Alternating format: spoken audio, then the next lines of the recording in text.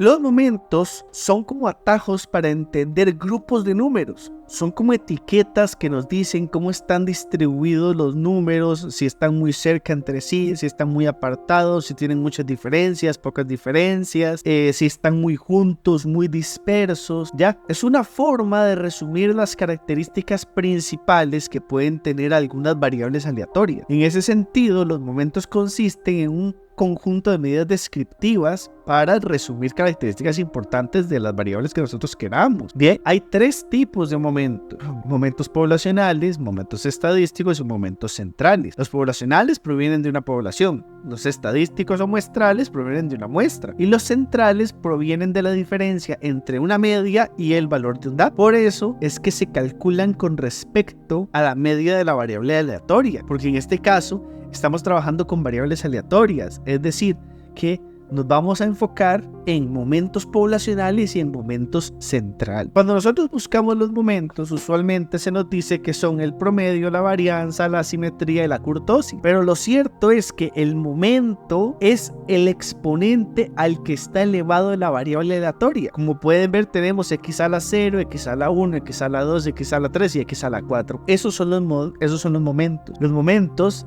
se definen de una manera sistemática y van siendo enumerados de 0 hasta más infinito. Podemos tener cualquier cantidad de momentos, pero eso no significa, por ejemplo, que el segundo momento poblacional, que es la varianza, sea justamente la varianza, sino que la varianza es una medida de dispersión basada en el segundo momento. Es decir, que el primer momento no es necesariamente el promedio, sino que el promedio se basa en el primer momento. La varianza no es el segundo momento.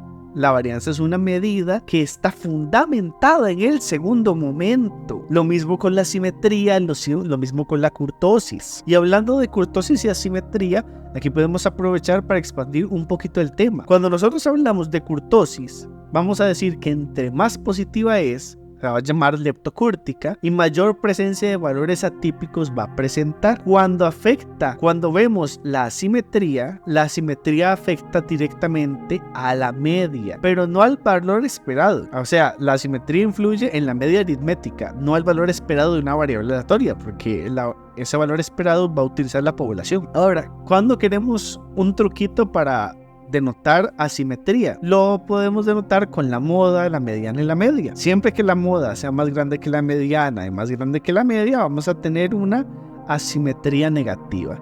Y lo podemos ver en este cuadrito. Tenemos asimetría positiva, simétricamente, y asimetría negativa. Lo mismo en el cuadro. Tenemos una distribución leptocúrtica, donde hay una mayor cantidad de valores atípicos y todos están muchísimo más juntos, es decir, la curva o la campana es muy angosta. Tenemos platicúrticas, que más bien es donde hay muchísima variabilidad en los datos, entonces las curvas son muy planas, y las distribuciones mesocúrticas, que son como decir un 50-50. Vamos a ver los momentos poblacionales. X es la variable aleatoria que hemos usado en todos los modelos, y esta variable aleatoria tiene la capacidad de transformarse en un montón de números, pero simbólicamente, cuando vamos a expresar un momento, vamos a decir que es mu apóstrofe y le metemos un subíndice. Algunos libros usan R, otros libros usan K, ahí puede variar un poco, pero uno tiene que identificar la estructura de que mu, apóstrofe y un numerito abajo quiere decir un momento. Puede ser un momento poblacional o puede ser un momento central,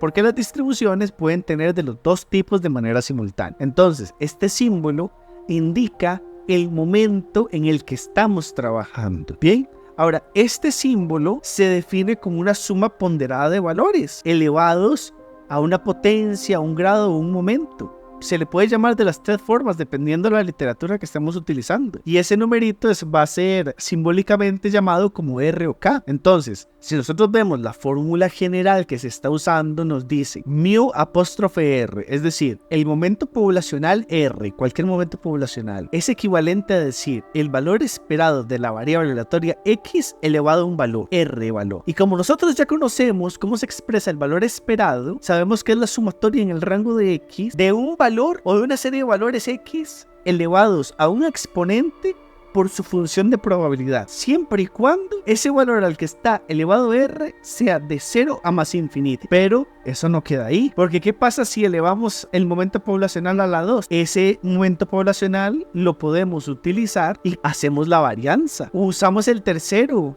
y le vamos dando forma y usamos la asimetría.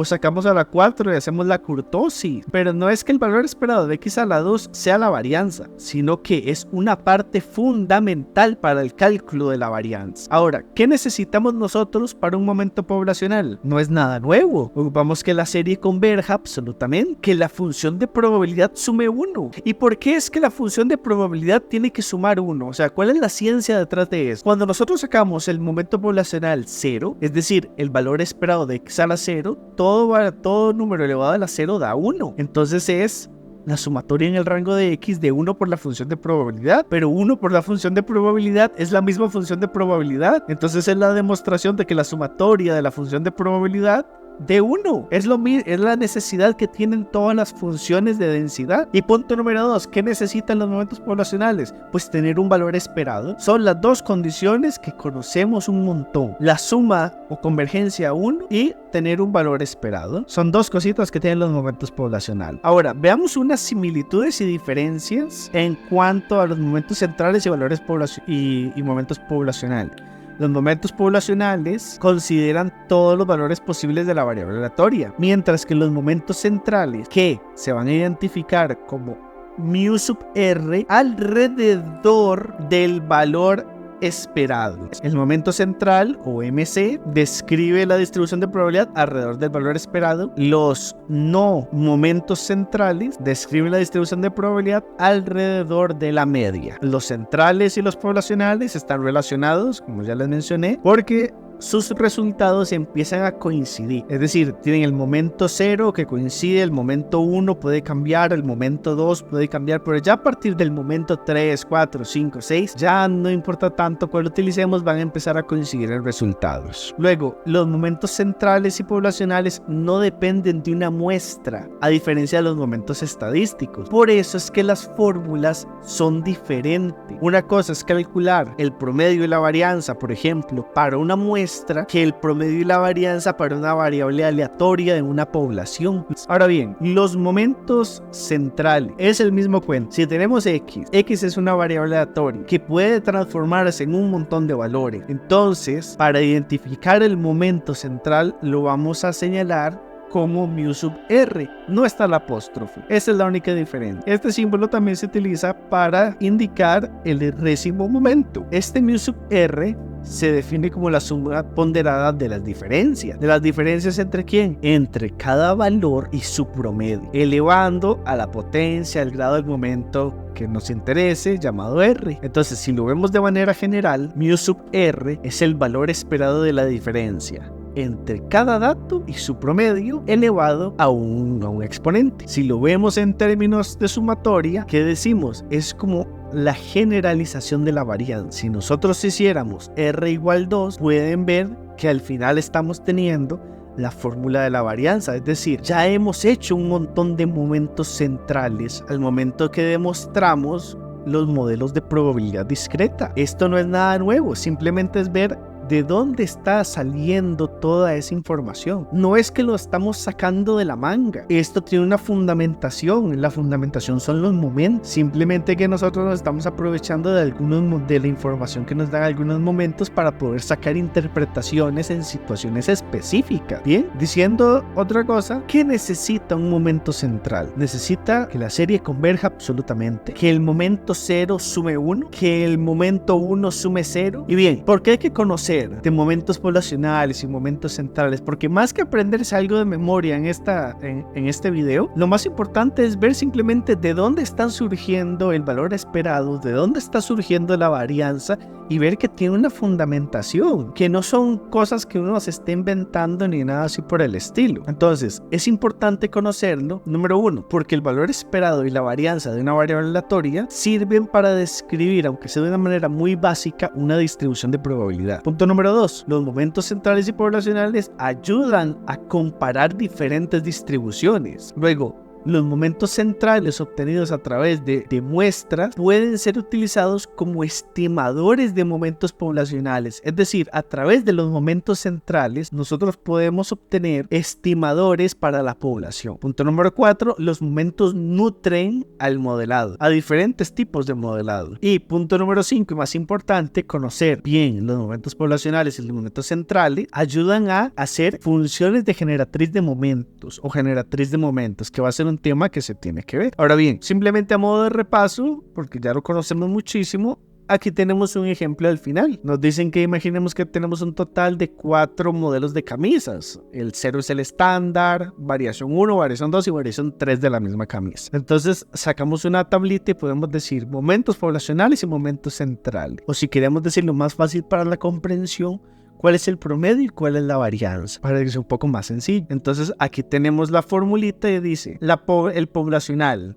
viene de mu apóstrofe sub r, es decir, el irrésimo momento viene del valor esperado de la variable aleatoria x elevado a un r número, a r grado, a r momento. Mientras que tenemos también el momento central, lo mismo. El irrésimo momento central se puede traducir como el valor esperado de la diferencia entre cada valor con su promedio respectivo elevado a un valor. En este caso estamos sacando en el cuadro el primer momento poblacional y el segundo momento central para definir un promedio y una varianza. ¿Qué es algo que se tiene que denotar aquí o qué es algo, digamos, interesante de saber? La forma en cómo contamos nosotros. Vean que nos dicen que estamos en una bodega y en la bodega hay diferentes tipos de camisas. Está la camisa estándar, variación 1, variación 2 y variación 3. La forma es cómo contamos nosotros esas camisas. Si en la bodega están todas las camisas, es decir, si en la bodega tenemos la población de camisas, nosotros decimos, bueno, el 20% de lo que contamos en esa bodega pertenece a las camisas estándar, el 30% pertenece al tipo 1, 40% al tipo 2, 10% al tipo 3 y esto nos da un 100% de camisas. Pero si en la bodega no está la población de camisas, sino que tenemos que agarrar una muestra lo suficientemente grande y representativa a los 4 modelos, entonces aquí podemos decir que bajo un enfoque frecuentista vamos a considerar que los porcentajes que estamos obteniendo lo pueden traducir como la probabilidad, porque toda probabilidad puede ser expresada como un porcentaje, pero no todo porcentaje puede ser considerado como una probabilidad válida, porque sabemos que hay condiciones que se tienen que cumplir para poder ser una probabilidad. Y bueno, ese sería el tema de momento.